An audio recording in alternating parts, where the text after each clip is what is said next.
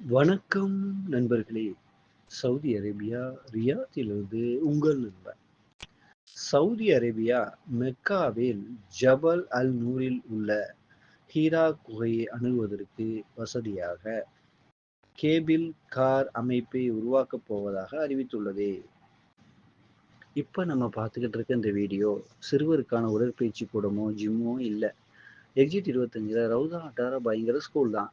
இந்த ஸ்கூல்ல ஆண்களுக்கும், பெண்களுக்கும் தனித்தனியா வகுப்பறைகள் வச்சிருக்காங்க. என்னுடைய முதலாளி குழந்தைகள் இங்கே தான் படிக்கிறாங்க. அவருடைய மகன நான் இங்கே தான் கொண்டு போய் விட போம்போது, ஃபர்ஸ்ட் ஸ்டாண்டர்ட் சேர்ந்திருக்காங்க.